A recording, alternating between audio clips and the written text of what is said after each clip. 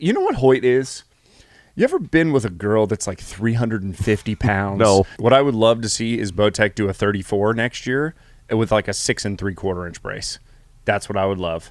Why are you smiling at me like that? I just like to smile. Smile is my favorite. She's great. She's super good at home decor and sourdough bread making. But can we get a Paige Pierce bow, please? It makes no sense to me that Eva Shockey's still the face of it. It is.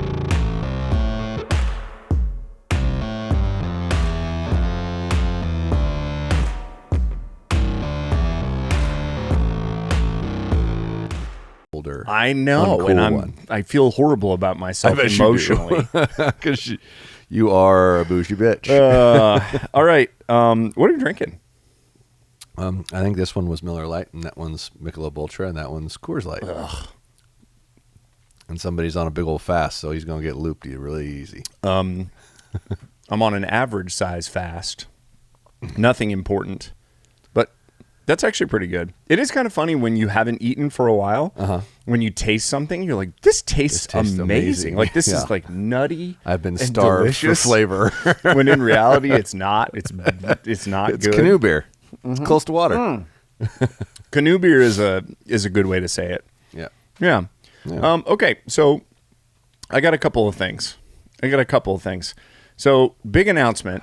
By the way, if you're here, thanks for watching. Like and subscribe. Discount code BMAC. That's discount code BMAC, B-M-A-C, at podiumarcher.com for 10% off all your purchases. Almost everything. Almost, nearly everything. Thank you, because there have been many people that have used the code already, and we are this close from going to Hawaii already. It's pretty ridiculous. It was pretty fast. I was like, whoa, look at you go. That's amazing. Look at that move. I was actually going to look it up for you again, but probably not on here. Well, I don't know.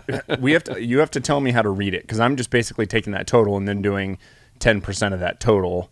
You'll have to tell me how to read it. I'll explain it to you. Okay, so the other big announcement is I dropped a video later this week on my 2025 bow pick, and they actually sent me a jersey. So I don't know if you can see. Sounds gay, I'm in. If you can see this. I am now a Bowtech guy. You just upped the number of gay jokes or we're gay for each other comments like by 10 because you did that? So why? What was hilarious was I ordered the shirt and it came in the mail, and Jocelyn opens all the mail and she was like, "What is happening? What is happening right now?" This is 100% him, Jocelyn, if you ever listen. I have nothing to do with this. Yeah, and by the way, okay, you're right. This is a little extravagant and ridiculous. So we've got this background's going to be going away because we finally got the like legit background kick-ass sign, MFJJ's, like the death head back here. It's going to be super cool. So say goodbye to the pink bubble bunny. And I'll zip my jacket up so for the rest of the time it's not quite as weird. Yeah, put that back in the closet. Okay, I had a few things. Yeah. I do want to talk about the Virtue, but I want to save that until a little bit later in the video. Sure. So I'm going to look at my notes. I had a couple of things, a couple ideas. Mm-hmm. So I wanted to start with this because now that I am a Bowtech staff shooter. Okay. There's a joke in that too, staff shoot. There's some sort of stiff. There's some sort of something in there with that. Okay. Just be careful. They might fire you at any time for no reason. That's good. I'm just gonna let that one. I'm just gonna let that one sit there. If you know, you know. Ooh. Okay. All right. We've talked about this briefly, but I don't know if we have on the pod at all. Yeah. So, what is the name of the ladies' bow? In which brand? Bowtech? Bowtech. Yeah. Eva Shockey. The Eva Shockey. Yeah. Who is Eva Shockey? That's a good question. Okay. She's this person that almost never shoots a bow. Okay. Her dad, Jim Shockey, is very famous. Yeah. In Jim the was hunting space. a massive hunting influencer before influencing was. Mostly, yeah. I mean, a lot of what you see today or the way you'd film something today was largely off of how he did it. But he was mostly a muzzleloader guy. But for one reason or another, got in with Bowtech and was always sponsored by Bowtech. And then his daughter got sponsored by Bowtech. And then they named a bow after her. This is the third time they've named a bow after her.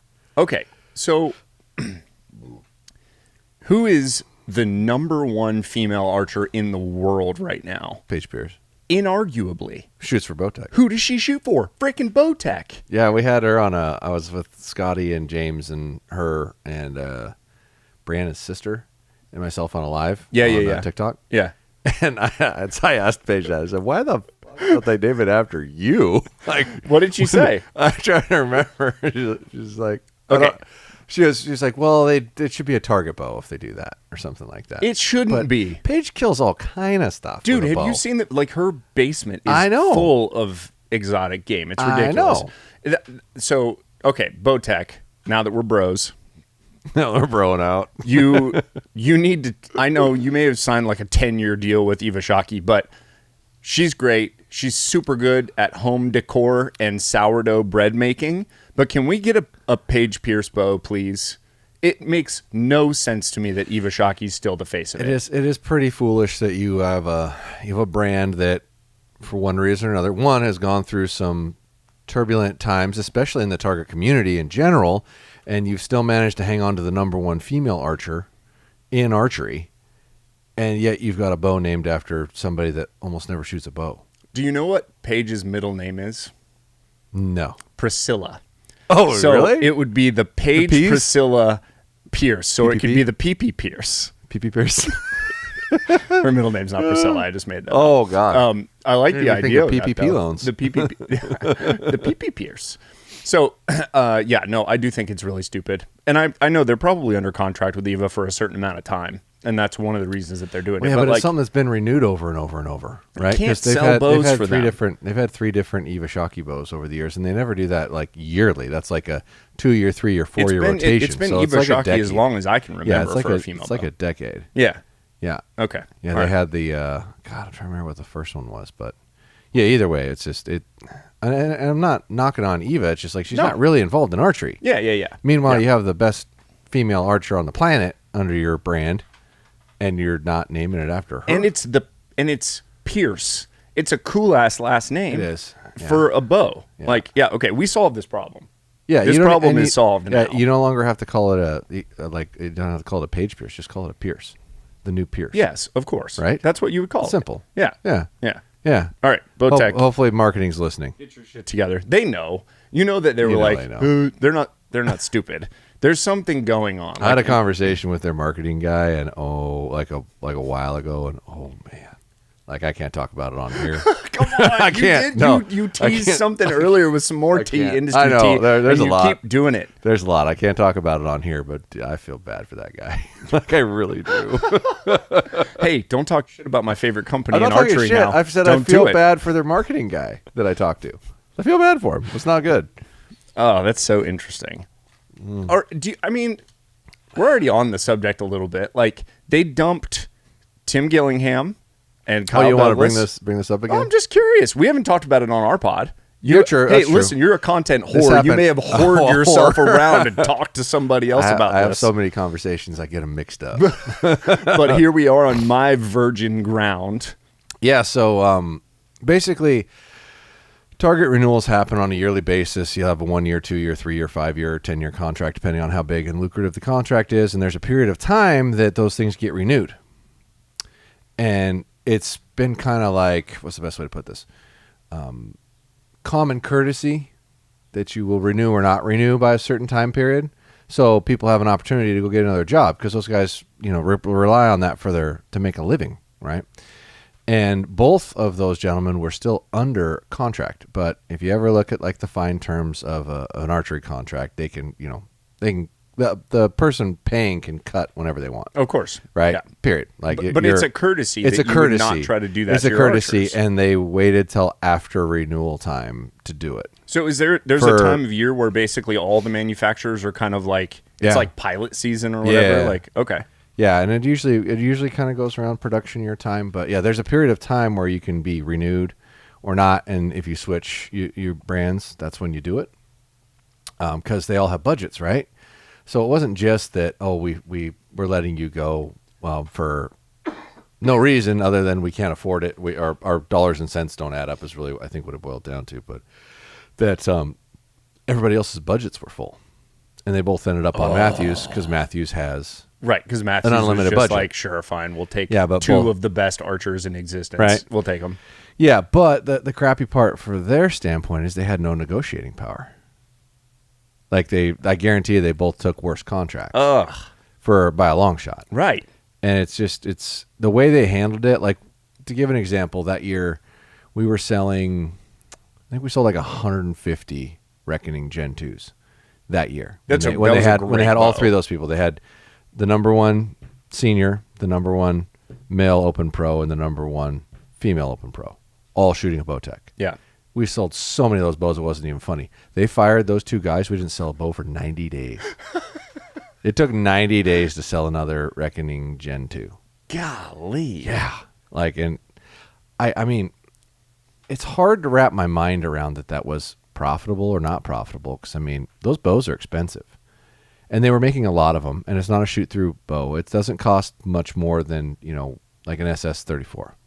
Right, or whatever they call it now, the proven 34 SDLD. Those bows are $1,300, $1,400 retail. I don't think a Reckoning authentically costs more money to make than that. They charge more for target bows, but I don't think that costs more to make. And they were, like 16 to 19. Oh, so they were still they weren't $2,000. Okay, they weren't $2,000. Yep. They were on the lesser expensive of the big three. Like because the Matthews are over 2 and the Hoyts are over 2 in their target bows, but not by, we're talking a small percentage here. Yeah. But like the PSE Super X was like 13 or 14, right? Somewhere in there. Don't quote me on that. It's somewhere in that vicinity, but there's almost always a more reasonable price one from somebody.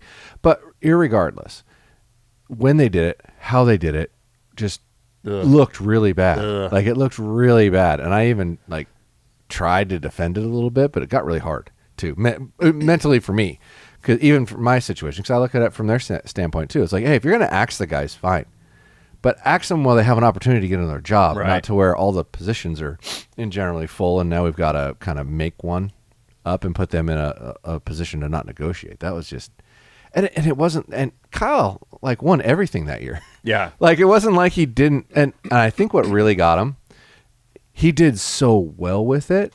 That the contingency got so expensive that they're like, oh, mother of God. Because that was the other thing with it. When they signed their contingency agreements with them, it was only those 3 people could get contingency. So if somebody else won using a Bowtech, they wouldn't pay you. What? Yes, it was only those 3 human beings could get contingency. Was what I was told. But now, if I'm wrong, it was light me up in the $500,000 comments. in contingencies between the 3 of them for a year. I bet you. Like, I can't tell you how many what, more? No, I'm talking just in contingencies. All 3, yeah, I'm sure. I'm just talking about every time they're holding a big-ass check that says $10,000. Yeah, all 3 of them could have been $500,000. No, probably not. I mean, usually Men's Open pays higher than the other ones. And I know that year... Yeah, but they just kept winning. I know. Yeah. I know. I want to say that year I thought Kyle ended up with close to $250,000 in just contingency, not counting his salary. Golly. Not counting the contract that he signed. So as a bow manufacturer, though, is that the best marketing money you can spend? Well, that's the whole point. And that's another conversation I've had prior, that they're doing a whole bunch of, they have been doing a whole bunch of market research trying to determine where should we spend this money. Yeah. And it ain't there. Doesn't make sense to me. Yeah, it's such a tiny segment. We had something we got, Tim and I talked about like a year ago. And it was that Target Archery was going to die financially. And man, I got chewed like so hard. But I'm like, look, here's the reality, right? If you got to pay somebody $100,000 plus to use your bow from a Target standpoint, are people watching Target Archery to make their decisions? Like it's entertaining. It gets viewed. But are people going, so-and-so shoots this bow, I need to go buy that bow because that's going to make me better, right? As opposed to this medium. Right. This medium, the money goes a lot farther in this medium. And unfortunately, that's the reality of the decisions that most brands are making. You'll see most brands pulling out of the target market. And I called this 2 years ago. It's like, I don't think the money's going to stay in it. I really don't. You think that they'll pull out as far as, you think that they'll basically like lower their contingency fees or lower the salaries that they want to pay staff shooters? I think they'll stop. You think they'll stop altogether? I think to a degree. No, I don't think it'll ever stop altogether. I do think the amount will go down. And I think that one brand won't, which Matthews will just keep doing it no matter what, because they don't answer to a group, right? So but at the end of the day, dumb, though, and if they're not dumb. Money. Well, no, hold on a second. They're not dumb, but if Matt believes it's what's best for the sport, he does not care what it costs. And I of all the people out there, I fully believe that's the stance that Matt would take. It's like, I don't care if we're not making money. The sport needs this. So that's what I'm doing. No different than their budget was spent and they managed to hire the two best available guys after the budget was spent. Right. That's logically why you end up there, because at the end of the day, Matt just makes a decision, as opposed to there's not a board of people who have to go, how does this pencil out? Yeah. Right? I know that you and Tim, on your most recent pod, you guys talked about like an event. And I listened to, I think is it Greg Poole, the Bow Junkie guy? Love that guy. I just like the vibe. Yeah, I don't know him. I'm just saying, like, I like the vibe of what he does. I've never had a conversation with him, but he seems like a good dude. Yeah. So, but I kind of surprises me that I've never had a conversation with him. It kind of surprises. Like, it seems like you know freaking everybody. I'll bring up anybody, and you're like, oh yeah, I know who he is. I've never had a conversation with him. Hey, if you're still here, like and subscribe. Greg, we would love to have you on the pod anytime, buddy. Come on. Yeah. So, because he would have interesting feedback. I feel like what you guys were talking about in your podcast was an event that could be like cool to watch as a spectator. And I do feel like that's the one thing that's really missing from any kind of like interest that would bring in money into target archery is it's not like a spectator thing. Yeah. The hope or the thought process was try to have like a station where you're shooting multiple different things. Right. And you can have bleachers and grandstands and have like 10 different dudes out there doing it all at one time and have it blown up on screens and you can see the targets. Like close. Yeah. To where you can see arrow impact. You could hang out in the bleachers in one spot and watch the whole event throughout the day. And then you can have, 6 or 8 or 10 of those throughout a course and lay it out to where it's still watchable. Yeah. That would be cool. So to make it spectator friendly. Yeah. And then you'd have like all the tents, like a tent city or whatever, you'd have that centrally located. So if people wanted to go to the bathroom or they wanted to get a hot dog, you'd have that all in the middle, and then you'd have the event, the bleachers on all around it, each way, and then the 10, 10, 10, 10 all the way around a big circle. I love it. It's a good idea. It's totally doable. It's just, will people watch it, and will people pay to watch it? It depends on how compelling you can make it. It would take 3 to 5 years to get it to where it would probably pencil out, so someone's got to risk the money for a while, right? Because you're not going to throw something together like that cheap. I also think if it's flat, it's boring. No, like if you just have it on, you've got to have like trees, you've got to have stuff in the way. It's got to be like, that's one of the reasons attack is so interesting. Is you've got something that's like uphill shots, downhill shots, through the trees, over the creeks, the whole deal. Like if it's just flat, everybody's been to like one of the in the barn shoots where there's just a bunch of 3D targets set out there. Right. And if you're a shooter, it's exciting. I don't know why. Because when you explain it and describe it to somebody, you're like, that sounds boring as shit. Well, it is. I'd love to see the Buckmasters come back. You ever see that? I don't. You have to remind me. Targets came up and went down. Target Panic 101, baby. No, any of that stuff. Flying targets and all that stuff. Well, now, hold on. In all fairness, like you had a certain amount of time before the target would go back down.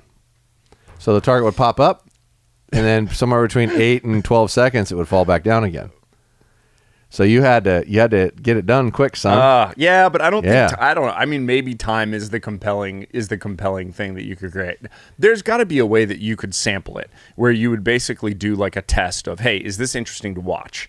Yeah. Because camera gear is so cheap now for what it can do compared to 30 years ago. I don't know. All right, let's move down the list. I think that's feasible. Hey, so I watched you on a TikTok live with some other dude and T-Bone. Yeah. You watched that one? Yeah. Yeah, so that's Scott and it's called Bowtech, which he's going to try to be here for the grand opening. Oh, cool. Does he have a shop? He's going to Pennsylvania. Yes, he does. Okay, that's what I thought. Yeah, he owns a shop in, oh God, don't get this wrong. I think it's Georgia. I'm pretty sure. It doesn't matter. Don't shop there. Buy stuff online. Podiumarcher.com. Use discount code BMAC. Such a whore.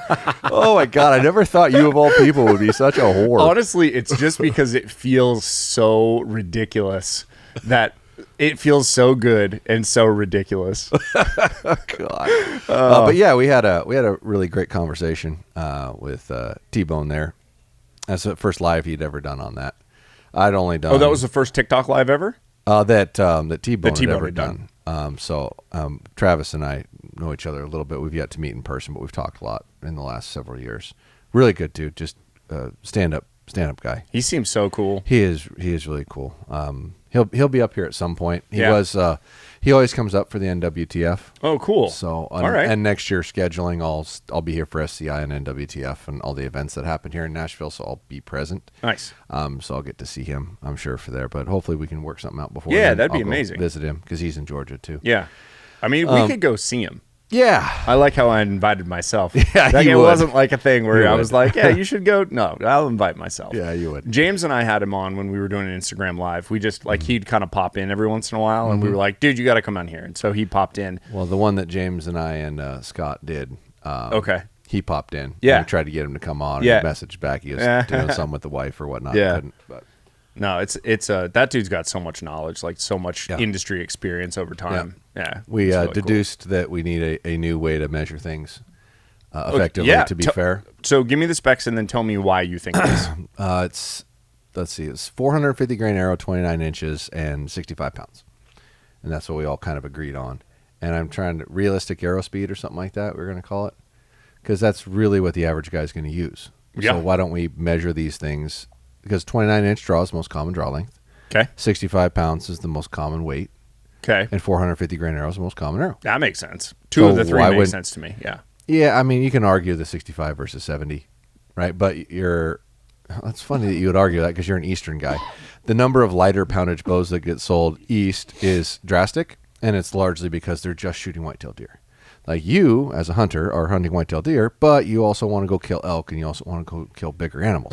Right? So the poundage is more relevant. Right. Like if all I did was shoot whitetail deer, I'd probably shoot 60 pounds. Absolutely. Yeah, you don't need it. Like you're going right through it no matter what. Like I can't shoot turkey with this. And have a big monster lopper broadhead. You can. If you get Bomar's new broadhead, did you see that come out? No. I thought it was an April Fool's thing at first. That's what I thought. Is it legit? Dude, I've seen it like 7 times today, so it's got to be real. Why would he release that anywhere around April Fool's? I guess it's right before turkey season. Yeah, do that like March 15th, though. Come on. I honestly, that's funny. I should message him. I'm like, I want to find out if is it's that real like or not. real? Right. Was this an April Fool's thing that you haven't let go?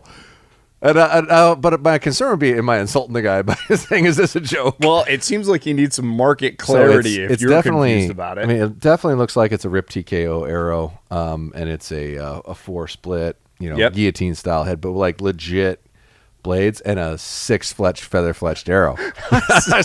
That's where I looked at that. Well, that's got to be April Fool's, right? No, because I've seen him run that kind of stuff before, testing it out, and I mean, like instant steerage right out of the gate as quickly as you possibly can. Yeah, and ridiculously 30, stiff arrow, 30 feet away. Yeah. But maybe I should message him and have me send one and try to kill a turkey this weekend or something while I'm here. Do it if he's got them available. See if he's got them. I bet you if that's real, he's probably sold the crap out of them right now. They're cruising around my place right now. Oh yeah? Yeah, we'll be out of town if you want to go hunt it. Oh, I can just like help myself. Yeah. Oh wow. I don't mighty generous. I don't put that out. I don't really care about turkeys that much. No doubt. It's an interesting. I don't know. It's just one of those. We have like flocks around where I am. No, don't DM me saying, "Hey, could I come hunt turkey at your place?" No, no, they're mine. Back off. It's just not a. It's I've done plenty of it. It's kind of fun. It's just not totally my jam. But I've never had the experience that some guys have had of like calling one in from 300 yards across the field and you just see him come in and that like I've never had that. Yeah. We've snuck up on like them, a rut and bull kind of similarity, which I've heard that a lot. Yeah, exactly. I've hunted turkeys before and I never got that feeling personally, but some guys are just gung ho for it and I get it. That's cool. Dude, enjoy your thing. For sure. Yeah. But some guys get gung ho over like the stupidest stuff. Like they get. You are not wrong. Yeah. No. All right, we don't need to go in there. Let me see some other things here. We got a lot of the last video that I posted last week of ours was the scope review video. Yeah. I had a lot of people reach out about the Canyon Pounder. Okay. Which sounds like a gay sex toy. I'm just saying, it sounds like we'd be. So you'd fit right in, is what you're saying. Canyon Pounder. Don't put me in this bullshit that you're doing. Your gayness is over there. Says the dude sitting in front of the pink friggin' bubble bunny. Who put the stupid pink bubble bunny on the wall? I'm done with the gay jokes. There's a lot of gay stuff going on around here. There is. No, and it was all you. We're changing it. I've got the stuff over there. I would have had it done if they didn't ship it with such weird fasteners. Mm-hmm. We've got this badass. You'll see. You'll see. Tune in. By the way, if you're here, like and subscribe. Discount code BMAC on podiumarcher.com. You really haven't eaten anything in 24 hours. No, I haven't. I just killed that beer. Do we need to pause and refill you, or are you going to get in trouble? Jocelyn did just call me. You are enjoying it. Do you want to call her real quick? I mean, you're the editor. No. I do kind of want one more beer, though. We're back in Rebeard. Speaking of special, you like the Kentucky idea that I messaged you the other day? Yeah. Yeah? I do. Yeah, it's been a thing that I've kind of wanted. It was either Kentucky or Alabama, but Alabama was for pigs. So there'd be deer, but there'd be pigs. So that'd be fun. But it's too far, though. The nearest one in Alabama where there's good pigs is 7 hours. So it's like South Alabama. Yeah, that's a long ways. Yeah, but Kentucky. Should we throw the option out here? Anybody who wants to got a lease somewhere near Nashville, but in Kentucky, so we can actually do some hunting? Yeah, if you do DM me on Instagram or DM Josh, probably DM Brandon, DM me. Brandon McDonald. I try. No, I try really hard to get through them all, but oh my god. Yeah, Brandon McDonald _archery on Instagram. DM me because I like the idea of I had a lease in Oklahoma and it was cool. It was just too far away. So if we found something that was relatively close that we could both jump on, I don't want to own anything yet. Yeah, and I don't want to have my own thing, but I understand what it takes to be on like a high quality hunting lease. I've got a bunch of stuff for it already. Like I'd be down. I know a guy who could throw some tower blinds up there for us. Hey. Is that your little segue? Pitch it. Throw it out there. Let's talk about tariffs. Woo! Tariffs and how bad they suck. Yeah. Okay. So tell me, I mean, this is weird, because obviously we're bringing in political and economic culture into an archery podcast, but the tariff thing, it affects a decent amount of archery. Legit, because so many of the products are made not in the United States. So yeah, give me the rundown. Well, even the materials they're using aren't made in the United States, right? So if let's say you're using aluminum from China for whatever you're making, right? That aluminum just got tariffed. Yeah. It's all going to hit it the same way. And I own gray light blinds. I think we've discussed that on here before. Maybe we haven't. Yeah, we've mentioned it, I think, but you've not really gone into it a lot. I bought it the first part of the year, and one of the first things I asked my buddy who's involved in it is are you worried about this? And he goes, they've bloviated about it before, but it never actually affected us, so I'm not too worried about it. Well, we got the brass tacks this weekend, actually. Really? Oh yeah, here's what's happening and here's where it's going. So as it stands right now, and I'm assuming this is probably going to be a standard thing that people try to do, you can negotiate with your buyer because all that stuff is made in China. I'm working on trying to have at least a portion of it made here, but some of it's impossible. You can't even get close to it. I got a buddy of mine that was actually the guy who makes my draw boards, and I had him quote the trailer. Because Gray Light makes a trailer that you can put a tower on and put a blind on and then move it around. That's the coolest feature. It is the coolest feature, right? And I was most excited about it. It was the thing that we thought would be the easiest to do in the States instead of have it done overseas. And he wasn't even remotely close. It was almost double. Yeah. I'm I told him I don't even sell them for that much. I literally retail it to the customer for less than you just quoted me. But that's the problem with China. That's the whole problem with the entire the economy that we've established. Okay, so go into it more deeply pertaining to your stuff specifically. So basically, anything coming in, period, is there was a 25% tariff that already was outstanding. Okay, so period, really? Yes. Oh, I guess that was the one that Trump had done before that they held through the Biden administration. Trump originally tariffed China 25%, way back when, right? China tariffs us 67%. It depends on what it is. Apparently, it varies. It's but there's a baseline generally of right around there, probably. Okay. Yeah, if you average it out, it's 67%, which doesn't sound very fair, but regardless. So, that 25% tariff goes away, but there's a 20% fentanyl tariff. If you make fentanyl, we're tariffing you 20%. Which that one started a week ago. If the country manufactures fentanyl, there's a 20% fentanyl tariff. Yes. That's amazing. Yes. Okay. Well, basically the reason... I get why they're doing that. The premise of it is like, well, we've got a whole bunch of people dying in this country from fentanyl, and it all comes from fucking China. Yeah. And it's cheap, and they're smuggling it in relatively cheap, right? So there's that, and then there was a 37.5% tariff on top of that. Ooh. Yeah. Yeah, so basically it makes any products pretty much unpurchasable. Like, it makes it impossible. And here's the kicker. So the factory that we deal with over there is willing to eat half of it, and we eat half of it, is where it stands right now. Eat half of the 50 plus percent? They'll take it out of their end, and then we have to take the other end out of our end. Holy crap. But here's the shitty part. The part that's really, really, really shitty. Oh, yep, that's the right amount. I've already got 4 or 5 shipments. I already have deposits. Oh, no. I've paid for 30% of it already. And that stuff's getting tariffed? And that's still getting tariffed. It's not a new order that you place today. It's when it lands in the United States, here's the tariff you're paying. Wow. So there will be stuff that takes a long time to manufacture, and stuff that was ordered. Yeah, so traditionally when you're dealing with China, it's 3 to 5 months ahead. Right. Yeah. And if the product's more complicated to manufacture. There are literally trillions of dollars involved in this right now.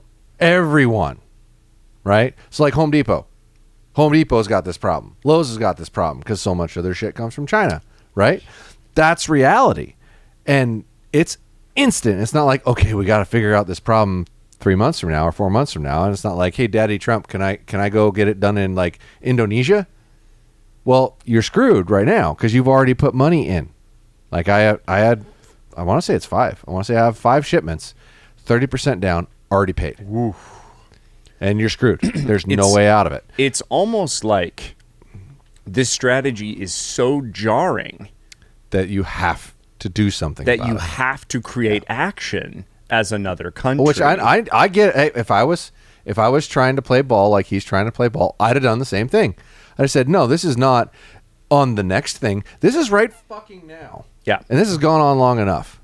Yeah. This stops. Yeah. And hopefully, which supposedly China turned around and said, well, we're going to tariff you 35% anyway on top of it. Like, dude, you're already tariffing us 67%.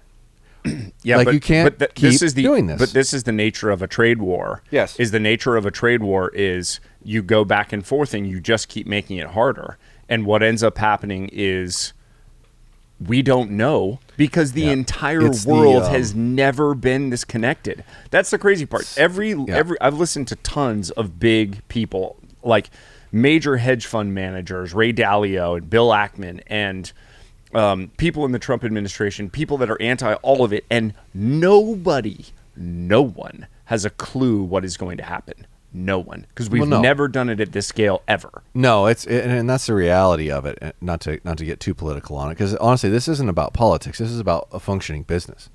Because this podcast is based on archery, and that's a functioning business for me. Yeah, right. There's no way around that. It's just, it's scary right now, but I don't believe it'll actually happen. So and here's the ultra shitty part. That's one. First shipment sails in 10 days. Can you hold it off? No. You can't hold it off. No, and because the way we do our freight, it's supposed to be to the end destination. You're supposed to pay the tariff when it hits the water. Oh, gosh. If the tariff that's in place is what you're supposed to pay for.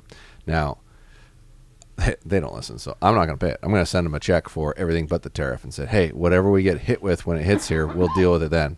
But I don't think. You think they'll still ship? Yeah, I guarantee they'll still ship. Dude, this is going to be so rowdy. What bad timing! But like Home Depot, Lowe's, you it's think horrible. about all the other. So my buddy that's in the company, he works for me now. That we talked about this originally. Like he didn't sleep last 2 days once because he emailed on Friday. And he's like, hey, here's what I'm working on this weekend for this. Blah blah blah. Should I focus on this instead? He's like, yes. Figure that out. right now because we got product leaving in like 10 days. Yeah. We need to know. Oof. And I talked to him Sunday afternoon, and oh man, you would think I stole his lunch money, kicked him in the balls. Yeah. He felt so bad. I was like, hey, you couldn't have known. I couldn't have known. We have no idea. So don't take this personally. Like I know you're feeling like I told you it wasn't going to happen, and it happened. Like, hey, it's happening to everybody. Okay, so all the people that we're competing against are dealing with the same thing because nobody in the blind industry is stocking this shit for a long period of time. I wondered about that. Because it's big, so everyone's going to deal with it. The Radix, the rednecks, everybody, right? It isn't going to matter. We're all going to have the same problem, right? And it's whether or not some are more capable of negotiating it with others than others or not. But we're all going to be dealing with the same problem. And we're all going to literally have to go, hey, sorry, the product's now 20% more expensive. I mean, does 20 do it? 20 would cover my end. If I raised it 20%, it would cover what I ended up having to pay. Yeah. So what we're probably going to do on our price sheets is have a tariff column on top of the price of the item saying, and here's what the tariff is costing. Yeah. So here you go. But we don't have a choice. Like the margins for us are really slim. Like there's not a lot of money to deal with, right? If I didn't do anything, I would literally be selling a dealer a product, right? Losing money on it. Not like I didn't make as much money. Like I literally paid him to take the product out of my pocket. Yeah. Like you can't do it. Dude, this is so fascinating. Because it is literally, this is a Did I mention this is my first time dealing with an international purchase in my life? Yeah. And this happens. Congratulations. Like the biggest fucking disaster of a business model you don't you know. Could have. Maybe this is going to be amazing. I am super jacked that I think the way he's playing ball, everyone's just going to have to go, okay, sorry, we'll stop doing this. Because every country, damn near every country, has done it to us forever, and we just don't do anything. We're just like, we're rich, we don't care, knock yourself out. It's stupid. Like, just stop. Like, everyone, hey, the price of a good should be the price of a good. We could go down this rabbit hole. The problem is it's not the price of a good is the price of a good. The issue is if you're manufacturing something in China and there's no cost for them for dumping industrial waste next to the plant and that they can import 12-year-old kids to make the stuff. I totally understand that, Brandon, 100%. But if you at least took away the fact that they're tariffing our goods 67% against their goods, yep. At least we're getting closer to what's fair and what's real. Yeah. The other interesting thing with China specifically. What's an iPhone going to cost? Dude, I saw one projection that the guy was like, iPhones will be $40,000. And they were like, they make Tesla cars in the United States and they're $40,000 and iPhone's not going to be $40,000. That's what I'm saying is no one knows what's going to happen. It is total just retard world out there across the board. People are speculating the craziest stuff. And the only thing that I can hope is that this is very short-lived and that Trump is literally trying to do exactly what you're talking about, which is just everybody's going back to zero. There are no tariffs with the U.S. You guys do whatever the hell you want with your stuff, but no tariffs with the U.S. But then I go, okay, but is that better? Like, is that good? Is that better? I have no idea, and I think about this stuff a lot because I do all the real estate stuff. Like, there's certain imports that we take for Canadian lumber, all that kind of stuff is really interesting to think about. Like, just on the commodity side of real estate. I don't know, dude. My brain's just spinning right now on all this. I think it is good, and I think it's good from the standpoint of at least you're dealing with a fair market, that there's not any inflated other crap in there, right? Which is what a tariff is. It's an inflation of we don't want your good in here, so we're going to penalize you bringing it in. So at least we're on a more level playing field. Is it right that you can hire 12-year-olds to make your Nikes? No, it's not. But that's a whole nother world problem that we can't really deal with because we don't run the world. Of course. We only run the U.S. Yeah. But we can at least stop this bullshit inflated overpricing stuff that it deals with tariffs. So hopefully it resolves it and it stops. So let's say this doesn't stop. Let's say we're 90 days in. Are you expecting that we're going to be paying more money for archery products? Like are things that are just straight up imported? I can tell you right now, I have had at least 8 different phone calls from 8 different brands warning me to buy whatever I want by May 1st because it's going up. We can't tell you how much. because we don't know, but it's going up and it's going up a lot. But it's got to be 20. It's got to be the bottom end has to be probably that 20%. Well, like you're talking about. Let's look at fair market, right? Let's look at archery is a poor example of this because more things are made overseas in other industries than this one. This one, it's still largely an American-based business, right? But there's brands. Do we say Ultra View. Where's your jersey? View. Where's your jersey? I got a different jersey on today. Oh, that's right. But no, so Ultra Views, I don't know if it's entirely made in China, but it's mostly made in China. Trophy Ridge is entirely made in China, that whole brand. There's Scott is made in China. Really? Yes. Okay. Yeah. So at least those are the ones that like warned me that, hey, these are going up like a lot. Okay, did you just say something that you shouldn't have said? Which you're okay with all those brands that you just named? Like you're okay if you're going to make your product in China, I'm going to tell you your product's made in China. Okay, but I'm saying like only one of them is going to really get mad at me. You're getting phone calls from people saying our products are going to go up. Oh yeah. So like if you're watching this, I'll post it quickly. You should go buy a thing if you want it. If you want an Ultra View thing or a Scott thing, if you want or a product from a company that's made in China, you probably ought to buy it right now because it is going to get more expensive. There's no way around it. Unless and here's the reality of it. When you look at those brands, are those brands cheaper?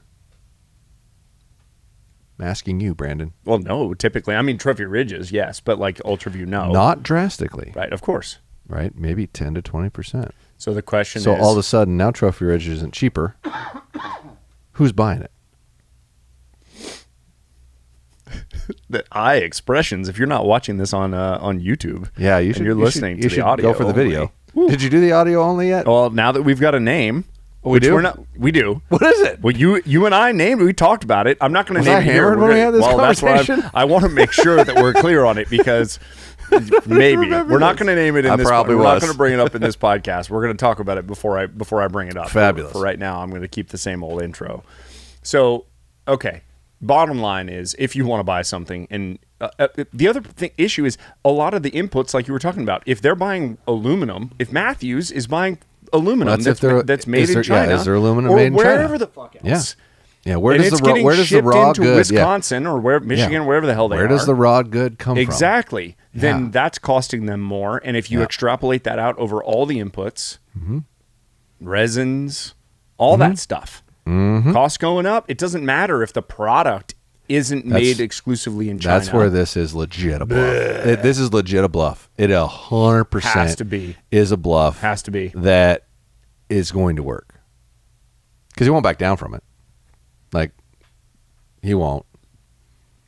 Daddy Trump is that grizzly bear. Fucking A. He's that grizzly bear that when you see him running at you, you just go, oh no. Oh no, I'm screwed. I can tell this one's not going to stop and bear spray's not going to work. No, that's the reality. It's he'll do it because you'll be forced to change. And no one's going to stop him. And authentically, it's what we needed. We needed somebody to go, this shit's over with, and I will run this bitch into the ground if I have to.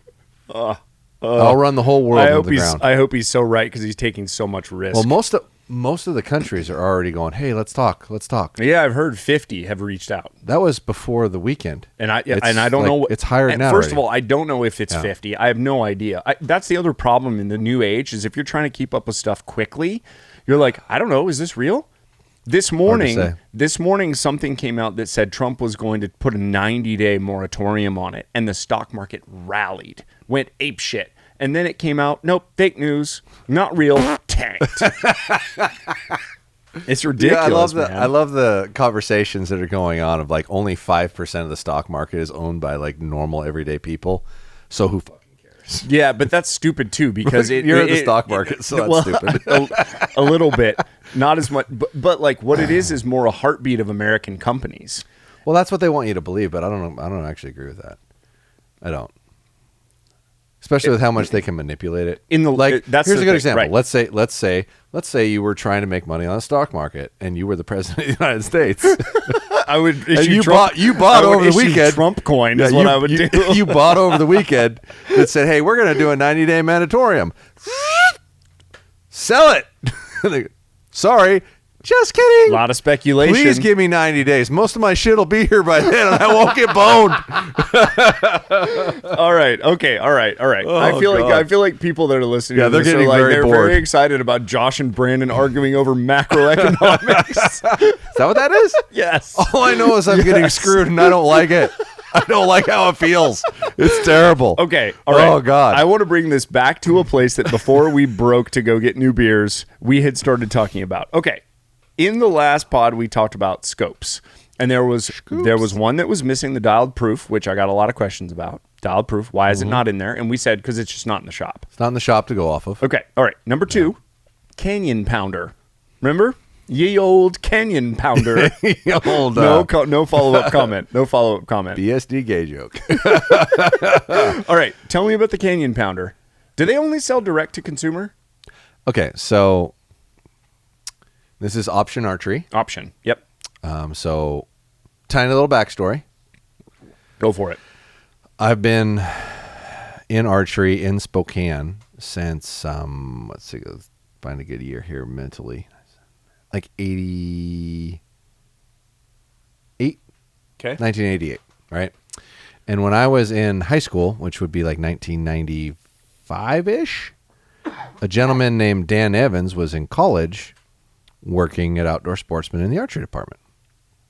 And we were converting arrow rests into followays, like manually. Like, oh, wow. Take a up tension dual fork rest, flip the spring over, tie a cord to it, go up to the auto parts place and buy a ring connector. No shit, that's cool. Oh yeah, we were making rests into followays back then. And Dan is the founder of Option Archery and the founder of Trophy Taker. When Dan graduated from college, he started Trophy Taker. That's awesome. I didn't know that. Okay. Yeah. I've known Dan most of my life. Got it. Right. And was a big Trophy Taker supporter. Number one arrow rest in my stores forever. And funny little story, the gentleman that's in Gray Light with me, his name's Gerald Lyle. He is the CEO of Hunting Fool and was the CEO of Trophy Taker way back when.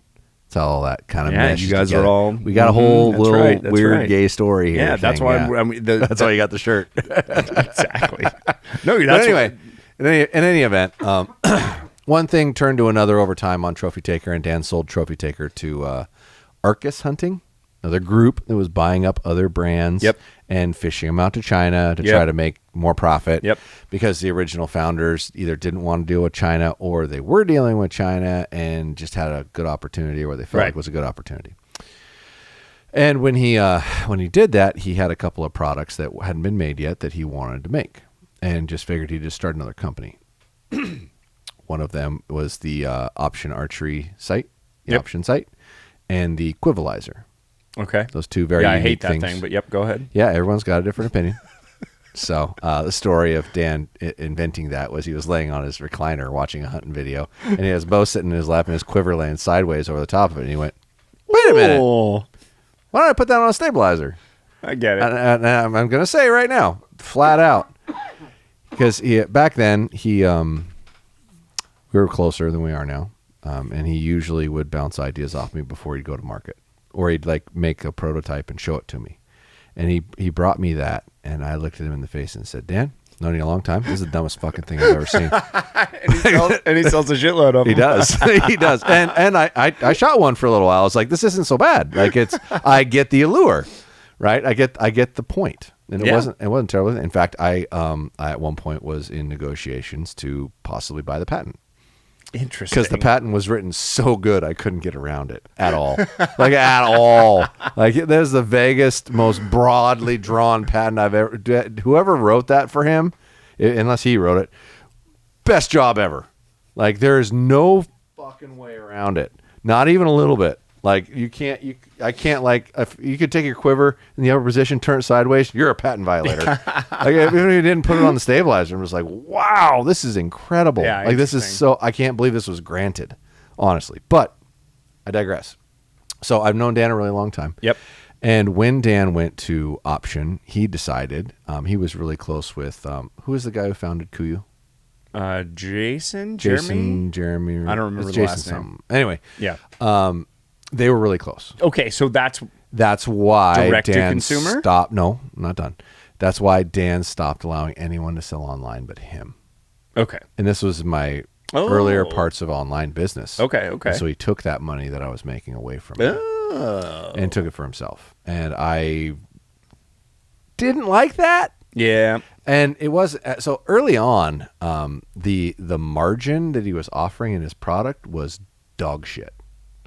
Like when he made that decision, and this is the way I'm going, he's like, you can carry it, but here's your margin. And it was 10% worse than the worst thing in my store. So it was like saying, I don't want you to carry it, but you technically can. I see. So now it's gotten better. I think he realized that maybe wasn't the smartest business decision because you've lost all the shop support and you have a unique product that usually needs to be shown to somebody to get them to understand why it's unique. Anyway, still doesn't let me sell it online. Okay, so I cannot sell his product online. But you could have it in the shop. I have it in Spokane. I just don't have it down here. Okay.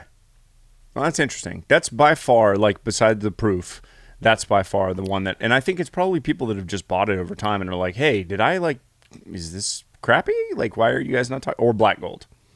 So. Well, we already discussed know why black gold. Why I shit all over black gold. Yeah, and Come on. I know. I want black gold back in the. That's still one of my favorite site pictures. If they come to market next year with nothing new, I'm going to take it out of my stores. No. Just a protest. Like, come on, guys. This is ridiculous. They're great. It's still a great site. I think it's still awesome. Dollar per dollar, it's very hard to beat. It's fairly priced. It honestly is, and it's still American. Yeah, it's made in Montana. I just feel like because it was Montana Black Gold. Yeah, originally was the name. They just went to Black Gold. I feel like with that scope, it's a good mix between it's like a more refined Spot Hog. Like it's still durable, it's still beefy, but there's more refinement to it. Yeah, it's just the movement system. I just like it. Ass. Well, no, I just like the site picture and I like the pins. I've shot a Black Gold for like 12 years. It kills me to not use it. Yeah. Because I love the site picture. Well, hey, do you want to talk about this before we jump off, or you want to be done? Did I finish that option thing? You did. Yeah. I understand why you don't. The Canyon Pounder. Hey, go back and watch my YouTube channel last year. I did a full review on the Canyon Pounder, and I gave it all kinds of great positive. Oh, it might be 2 years now. Great positive reviews. There's a lot of really good stuff coming on here. And for the record, when Dan first showed me the option site, I said, "Do this to it, and you got a winner." And it's the Canyon Pounder. He just took like 5 years to do it. Because the original option site was a fixed pin site with a flip open head, right? And then a movable pin. I was like, put that on a movable chassis and you got a winner. And that's what a Canyon Pounder is. I like the site. I really do. Yeah, it seems more durable the way you just talked about it. When you restrict where I can sell it, it makes it difficult for me. Like, because you're basically saying, okay, endorse the crap out of something that you can't really sell to the majority of the public. That's hard. That's not a knock on the product or anything like that. It's a business decision that he made, and we had this discussion like multiple times. And he at one point said, "I just don't care. I don't really want the business to grow." It's like, well, you can't negotiate with that. No, you can't. And honestly, like I totally get that too, because there are people that are like, "No, I'm really content and happy with my life. This provides me a good living." Yeah. And if I get too big, I lose control. I lose quality control. I have to have employees that are whatever. Like I have to have more. I totally get that. Yeah. Like when we started the lending business, I don't. We literally were. I know you don't. You may run out of Adderall at some point and be like, I would be really curious to know what I would be like on Adderall. You might just be super calm. You might just be like. Just absolutely, just like sucks me right in. What we'll do is we'll do an experiment. One day we'll try cocaine. One day we'll do Adderall. One day we'll do mushrooms. We'll do a spring break of drugs. Me and you. We'll just see what it's like. Oh my God! We'll come at you live. We need a shaman. somebody guide me on this journey because I'm terrified. I like this idea. All right, let's talk about this bow, and then we'll break. So the reason that I want to talk about it. Are we going again? For selfish reasons. Are we going to go again? No. Come on. No, I got to call my wife. Maybe we can. I don't know. All right. Just say, babe, if I do this now, I don't have to do as much later. Yeah, the problem is tomorrow we get that football guy coming in. Yeah. And it doesn't even have to be me. I don't care about that. It's just we got a guy. There's a guy coming in tomorrow. We got a guy. He's going to come to the shop. He's going to do a thing. All right. I have the brand new Bowtech Virtue. 32-inch axle to axle. Virtue. Brace height, I think, is 6 1/4. Do you remember offhand? 6 and something. It's low 6s. Yeah. So here's my initial impressions. She's a little twitchy. Like, she's a little twitchy because it's light. And and it's short. And it's a little short. Yep. Yeah, so, you're usually a longer guy. Yeah, for sure. And I prefer, like, my Matthews is heavy as shit. Like, I got it loaded down. I like that feeling. Mm-hmm. But it was weird for me to load this up with bars, and I kind of want to try putting a quiver on full of arrows and see if more weight on the stabilizers is going to kind of equalize, because I was getting so much basically left-right pull by just using a single back bar over here. Yeah. That, like, I was having to manipulate it to get the bow to stand straight up, and I didn't like the way that felt. So it's interesting. It's definitely taking some adjusting, but like I was back to 140 yesterday shooting it, and at that distance, I was like, okay, this is good. Like, this is a good bow. Mm-hmm. Like, I was able to get it. It's just not as I'm not as confident in it as I was in Matthews, but. Well, you've shot that platform for a long time. Correct. I mean, yes, it's a different bow, but it's not really. I mean, they're very similar. Exactly. Yeah. So here's some things that I've experimented with, and I really want to get some weights because I'm curious about so here's what I did. Mm-hmm. In comfort mode, I set the mods to 30 inches, but I set the draw stops to 29.5. So as I'm drawing it, what's basically happening is my holding weight is higher because it's not getting all the way to the end of the mod. And in comfort mode, it feels awesome.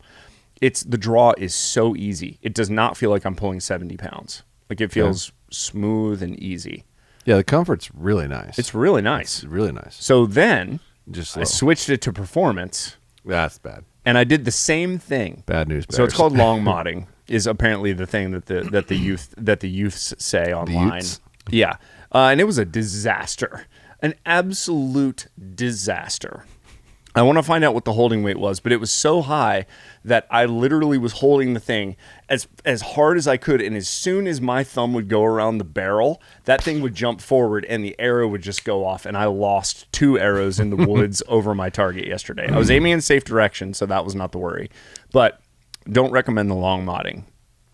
But what have you heard about this thing, though, in comfort mode? No, you can. I think you'd probably be a lot better served by having a couple different sizes of draw stops in there. Like that's like a standard thread. So there's different brands over time that have made larger and smaller diameter ones. So if you compiled a combination of like 4 or 5, you could manipulate what that really feels like. Yep. Which is the crappy part of all bows. When you get into like the higher level of trying to make a bow point and trying to make a bow hold, it gets really difficult to get your let off lower. And Bomar made a video just this last week talking about I saw about 80% is like nothing higher. Anybody shooting 85 is a moron. Yeah. Blah, blah, blah, because he's he had a strong opinion. He's got strong opinions, right? And he's not wrong. Like, I haven't shot an 85% in forever. It's like, give me the lower let off because it points better. Yep. And no, I can't say this on here. I'll tell you off camera. So, sorry. I forgot. I was like, oh, no, wait. So don't tell anybody that. The hard part about any of this is you have to really fuck with stuff to get it to where it needs to be, to get it to a better holding weight. And in this particular bow, what you would want is a bunch of different draw stop sizes. That's what I'm going to do. I want to So get you could that. probably put it in for performance with a smaller draw stop. And achieve it. Performance by itself still feels like ass. It feels terrible. But look at like this. Here, can I move this? Yeah. Okay. Oh, I didn't know if your aesthetics would tolerate it. No, I don't care. So you see how there's like a clear and then a black? Yeah. Cut the clear off and then see what it does in performance, because that's a smaller stop. Yep. And I guarantee we got extra ones of these laying around. We could literally probably do it right now. I don't want to do it right now. No, I want to be able to shoot my bow, and I don't want to monkey with it until I get other things in stock that I could then just take out. Roger. So another thing that I found interesting was I set my D-loop at my soft knots up where I normally would, which is basically arrow straight through the burger hole. Mm-hmm. And it was twitchy. So a thing I tried was raising it up. And so the arrow goes through the tops of the burger holes now. Yeah. And it was noticeably better, like vastly better. Yeah. So that's a thing. That's a variant from bow to bow. Most bows like to be through the middle. Some would prefer to have the arrow a little higher. Okay. I'm just saying, like, it's shorter an axle to axle bow, it's going to be more noticeable to the longer draw length. Okay. All right. Yeah. So it was, I was delighted though when I did it. Because I was like, oh man, that's literally so much better. I didn't just waste my time. And I was still able to get it to tune out fine, paper tune, the whole deal. Sure. So another thing that was really cool about this was cam timing was just a scotch off. Just a scotch, and I just used my little Allen wrench, and I stretched this thing out. And when I looked at how the mechanism worked, I was like, that is so brilliant and simple. It literally just pulls the cable a little bit more. That's it. Do you have any idea how amazing it feels to hear you say something good about a Bowtech for all the years of these things are garbage? I don't think they're garbage. It's the ballerina of bows, though. This thing feels like I could break it. I feel like I could break it. I know. I watched your video where you exploded bows. This thing died on the first go round. So now that's on purpose. I know that, but they design them that way. But the Hoyt, you know what Hoyt is? You ever been with a girl that's like 350 pounds? No. Just big, wide hips. Never happening. Just low center of gravity. Is this something you're really bringing up? That's what the Hoyt is. This is a 95-pound, 5'11" ballerina. They do different stuff. She's a spinner. They do different stuff. Oh, my God. Oh, Jesus. If you're 14, like and subscribe. Jesus Christ. Oh no, you shouldn't be listening to this. Our swear jar is nearly full, which means this is almost over. Okay, a couple more things that I found interesting about this. Yep. I manipulated the grip. So it comes with that cool little like grip change grip lock thing, the grip lock technology, where basically you can just angle the grip. My thumb knuckle was just hitting super hard on the bottom part of the riser, and so I increased the lean just a hair, and it stopped doing that. Gone. Yeah. And I was like, if it didn't, I would have just put it back, and it's just an Allen wrench. I literally did it in the field, standing there with my. You can do that with low quality Chinesium Allen wrench set, right? Because I haven't ordered the Snap-on, which apparently is the thing that I need to get. Snap-on. Ah, I see. Yep. And are they like $100 a wrench? I haven't even looked, but if it's not the same configuration of the like Allen's one or whatever, right? Okay, so I'm super impressed with how much manipulation I can do to the bow, though, without having to get it in the shop and take the whole damn thing apart. Like, that's such a nice feature. That's the idea. And when I get to broadhead tuning, and I didn't bring this up in the video for some reason, I don't know why, but like broadhead tuning is going to be so much easier. Oh, yeah. Because I can just use an Allen wrench, and I can just stand there and shoot arrows and not have to freaking take it up. Like, it's going to be, so on that stuff, I'm super excited. I will say my ring is messing up the paint job on the front of the riser. Sure. So maybe it would do that on all of them. I've never really, but I'm trying to remember if any of the other bows are aluminum in the front. Yeah, they are. The Matthews is, and I don't feel like I'm having the same problem. The Hoyt, I don't think I had the same problem. And the Hoyt grip stops on the sides.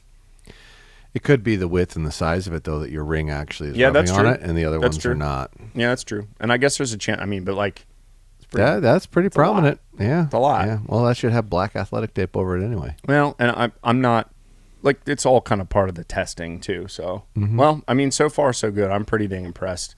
One thing that I'm not like super in love with is the sight picture of the driver. I still just don't love the pins. I still feel like even though they're 10,000, they're just like kind of that same 350-pound bitch. Just big, fat, hippie bitch. What have you been looking at? So we got a comparable here. Ultraview, but not. You think those are fatter than Ultraview? Not the Ultraview, the Gen 1 with the Gen 1 15,000 pins. For some reason, they don't do the same thing. And then the black gold. Those are the two, and I've got black gold in all 10,000 pins. I think you might have a skewed perception on maybe, and you know what? There. I need to try different ones because I'm getting older and my eyes are getting worse. So there's a chance that I'm blowing these out. So am I. And I go pick up the other ones and I go, oh no, it's the same. It's awful. That's part of why I like a up pin, single pin, or a double, because it's easier on your eyes to look at. Yeah. So other than that, though, any other things I should try to mess with this? Like, honestly, I'll get the draw stops like you were talking about. Yeah, well, we can just take another set and cut the coating off of one because it's got a little rubber coat over the initial draw stop for that diameter, and then you can play with that. I bet you that'll probably get you where you want on the performance because there's a very significant speed difference in comfort to performance. It's like 12 feet. That's a lot. Oh, that is a lot. That's a lot. I didn't think it was going to be that much. It's a lot. It feels like garbage. Performance at our draw length just feels like garbage. I don't disagree with you. There's a reason I won't shoot that bow at well, I probably will. I'll probably build one. I have the proven 34, and it's in 30 inches with the SD because that's where it stops at, and it feels terrible. Yeah, I mean, but it is fast as right. The other issue is like if you're trying to be quiet when you're drawing in front of an animal, as far as body movement it's goes, harder. Yeah. And you go in that back wall. Well, with your wrong module, weird draw stop position shit, yeah, that's weird. That's not good. In comfort mode, it's great. In performance, not doable at all. But even normal performance, I don't know. It's just kind of a weird one. Yeah. All right, to be continued. But overall, I'm glad I bought it. Overall, pretty impressed. It's an amazing bow. It's a nice piece of technology. It's a step down the path of how are we going to make bows better? Like, what are we going to do? How do we improve? And what you're dealing with is a lighter structural component, right? Yeah. There's just no way around it. And it's a major part of the bow. Yeah, it's the bulk of the bow. Yeah. Like the riser is the majority of the weight. Yep. So it's an interesting direction, and it's something that a guy would like to support ideally. It's like, hey, we're staring at the lightest bow built, right? And it's 32 inches. It's 32-inch axle to axle, and it is 3.7 pounds. Yeah. What I would love to see is Bowtech do a 34 next year with like a 6 3/4 inch brace. That's what I would love. Why are you smiling at me like that? I just like to smile. Smile is my favorite. Good. Order me one. Order me one now. Oh, don't get me in trouble. You love to get me in trouble. Well, you got anything else for the pod now? I think we're gold, man. All right. Discount code BMAC, podiumarcher.com. Follow Josh over at Podium Archer on Instagram. Follow me at Brandon McDonald _archery on Instagram. Thanks for watching. Let's go hunting. Yeah.